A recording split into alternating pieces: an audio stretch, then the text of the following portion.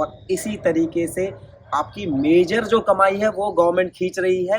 जैसे अंग्रेजों ने खींचा था कि जब क्रांति हुई थी 1857 की, तो टैक्सेस लगा लगा के आपके पैसों को खींच लिया था ताकि आप उन पैसों का किसी ऐसी जगह पे या उनके खिलाफ यूज ना कर लो। नमस्कार दोस्तों, मैं आज आया हुआ हूँ अपने स्कूल में। मेरी जो बेसिक स्कूलिंग हुई है 12th क्लास तक, वो इसी स्कूल में हुई है। ये है government senior secondary school Laxmi Nagar. मैं यहीं से पढ़ा हूँ और आज मेरा आने का यहाँ एक कारण है जो हम सबकी लाइफ से जुड़ा हुआ है। तो मैं चाहूँगा कि आप जितने भी लोग ये वीडियो देख रहे हो ना, इसको ज़्यादा से ज़्यादा शेयर करना, क्योंकि जिस टॉपिक पे मैं बात करने वाला हूँ वो टॉपिक हमारी लाइफ से जुड़ा हुआ है, हम सबकी लाइफ में। मतलब कोई भी ऐसा इंसान नहीं है जो इस टॉपिक से अधूरा हो या अछूता हो, क्योंकि चाहे आप पढ़ते हो या आप जॉब करते हो, आपके घर में बच्चे हैं, आपका परिवार है, सब लोग जुड़े हुए हैं। तो मैं बात को स्टार्ट करता हूँ। एक कहावत है, अगर किसी को गुलाम बनाना हो ना तो उसको आदत डाल दो। अब या तो वो आदत हो सकती है नशे की, ठीक है, तो अब नशा तो हर किसी को कराया नहीं जा सकता। दूसरी आदत है किसी भी चीज़ की आदत डलवा दो, जैसे कि फ्री चीनी, फ्री राशन, या फ्री बिजली, फ्री पानी, फ्री ट्रैवल। लेकिन जो एक्चुअल में फ्री होना चाहिए ना, वो कोई भी फ्री नहीं दे रहा है। इस बात को मैं और आगे बढ़ाता हूँ। मेरी जो 12th हुई थी वो 2006 में हुई थी, आज से करीब 15-20 साल पहले। उस टाइम पे मेजॉरिटी ऑफ द जो लोग थे, मेजॉरिटी ऑफ पीपल थे, वो अपने बच्चों को सरकारी स्कूल में पढ़ा देते थे। कोई प्रॉब्लम नहीं होती थी, कोई समस्या नहीं होती थी। कहने का मतलब ये है, ऐसा नहीं है कि उस टाइम पे प्राइवेट स्कूल्स नहीं थे, लेकिन उस टाइम पे सरकारी स्कूल में पढ़ाने में कोई समस्या नहीं होती थी पेरेंट्स को। और हमसे ऊपर वाली जो पीढ़ी है उसमें तो ज़्यादातर 99% लोग जो हैं वो सरकारी स्कूलों में ही पढ़ते थे। तो मैं उतनी पुरानी बात नहीं करूँगा, मात्र ये 15 से 20 साल पुरानी बात करूँगा, क्योंकि हमारे बाद की भी जो जनरेशन है, जो मुझसे 4-5 साल छोटे हैं, वो लोग भी सरकारी स्कूलों में पढ़े हैं। तो उस टाइम पे भी 15 साल पहले भी लोगों को समस्या नहीं होती थी सरकारी स्कूल में पढ़ाने में। लेकिन आज के टाइम पर जिस आदमी की सैलरी 15 से 20 हजार रुपए भी है, वो भी अपने बच्चे को कोशिश कर रहा है कि प्राइवेट स्कूल में पढ़ाए। अच्छी बात है, कराना भी चाहिए। लेकिन जब हमारे पास सरकारी स्कूल हैं तो प्राइवेट स्कूल में क्यों? सरकारी स्कूल में पढ़ाना ऑलमोस्ट फ्री है। प्राइवेट स्कूल में पढ़ाना मिनिमम टू मिनिमम, दिल्ली की अगर हम बात करें, 3,500-4 हजार रुपए जो है वो मिनिमम फीस है। और एवरेज फीस की बात करोगे तो 5-5.5 हजार रुपए एवरेज फीस है। अब एवरेज फीस अगर 5,000 रुपए मान लो, चलो साल की कितनी हो गई? 55-60 हजार रुपए। ये सिर्फ फीस की बात कर रहा हूँ। उसके बाद एनुअल चार्जेस, बच्चे की ड्रेस, बच्चे की कॉपी, बच्चे की किताबें, एक्स्ट्रा करिकुलर एक्टिविटीज, कभी दिवाली है, कभी होली है। प्राइवेट स्कूल में पढ़ाने पर मोटे से मोटा 1 से 1,20,000 रुपए के आसपास बच्चा पढ़ता है, ठीक है।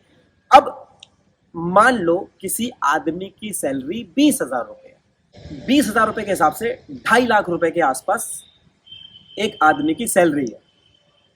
अब उस 2.5 लाख रुपए में अगर 1,20,000 या 1 लाख रुपए वो सिर्फ और सिर्फ बच्चे की पढ़ाई पे लगा देगा, तो घर कैसे चलेगा? इन्वेस्टमेंट अगर करनी है या किसी ने अपना घर लेना है, वो सब चीजें कैसे होगी? आपकी कमाई का एक मेजर हिस्सा बच्चे की पढ़ाई पर जा रहा है।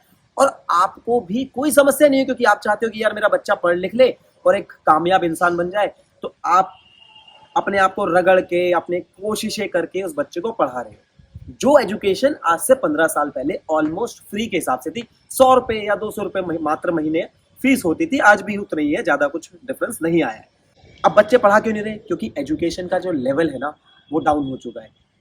अब देखो, मैं दिल्ली में हूँ तो दिल्ली की बात करूंगा। यहाँ की गवर्नमेंट बहुत ज़्यादा जोर देती है कि हमने स्कूलों को बहुत अच्छा बना दिया है।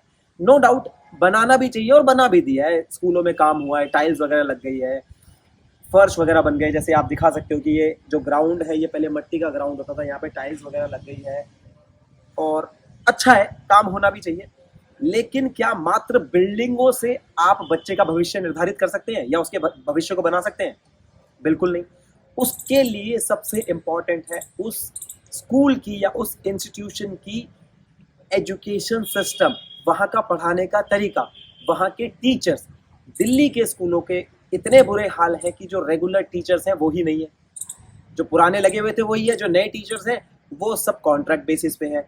दूसरी बात, चलो मान लो टीचर है भी, क्या उस लेवल पे फोकस किया जा रहा है बच्चों पे जिस लेवल पे होना चाहिए, जिस लेवल पे प्राइवेट स्कूल में हो रहा है?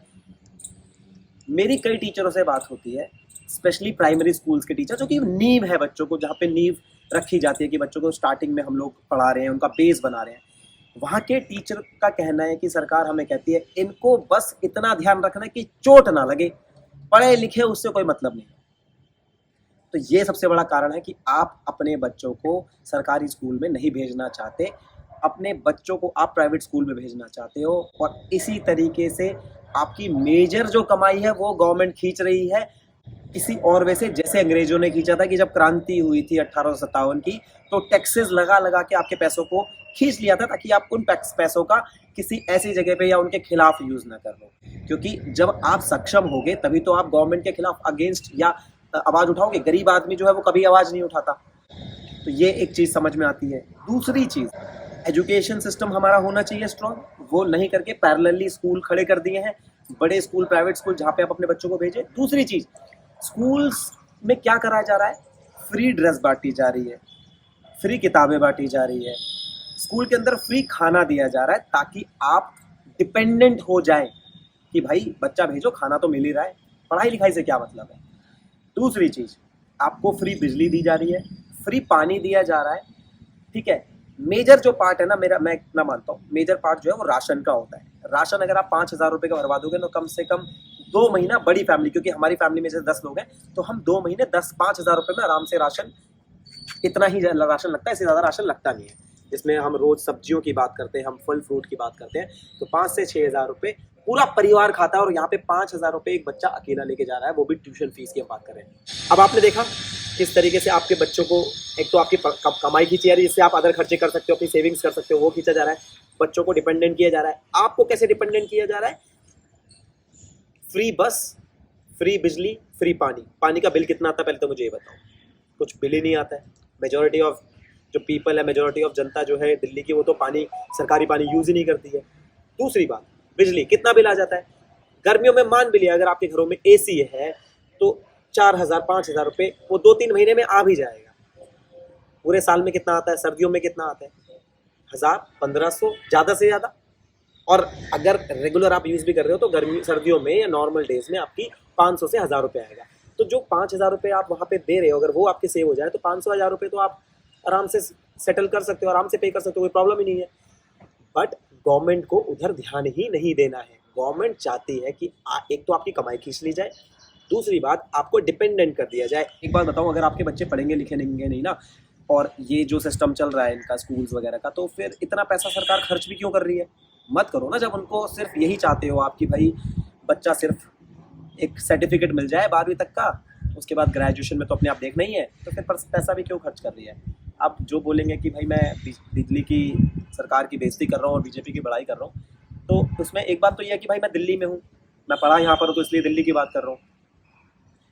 और दिल्ली राजधानी है, सारी सुविधाएं यहाँ पे उपलब्ध हैं, और पैरेलली प्राइवेट स्कूल खड़े कर दिए गए हैं, इसलिए मैं दिल्ली की बात करता हूँ। बाकी अगर पूरे देश की बात करेंगे तो पूरे देश में जहाँ पे आम आदमी पार्टी की सरकार नहीं है, दूसरी सरकारें हैं, वहाँ का भी यही हाल कि टीचर्स का लेवल नहीं है, टीचर्स पढ़ाने नहीं आते हैं, स्कूल में फैसिलिटीज़ नहीं है। और सेम ही एजुकेशन सिस्टम चल रहा है कि हमारी गारंटी है, फ्री स्कूल में बसते हैं, स्कूल में किताबें फ्री है, मतलब जो बेसिक चीज़ें होती है ना वो नहीं है।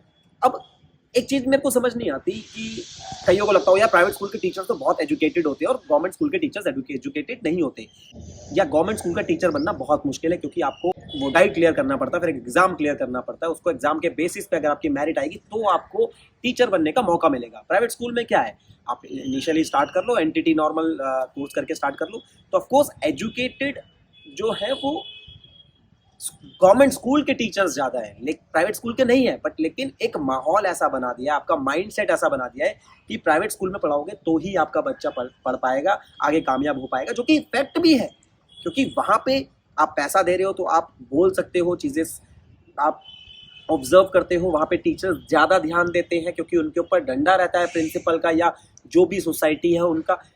सरकारी स्कूलों में डंडा किसी का होता ही नहीं है, क्योंकि जिनको चुन के आपने भेजा है उनसे तो आपने बोला ही नहीं ना कि गवर्नमेंट स्कूल को इम्प्रूव करो, यहाँ के एजुकेशन सिस्टम को इम्प्रूव करो, हमारे महीने के 5,000 रुपये बचाओ। वो तो आपने बोला ही नहीं है, क्योंकि आपको तो सिर्फ बिजली फ्री चाहिए, आपको पानी फ्री चाहिए।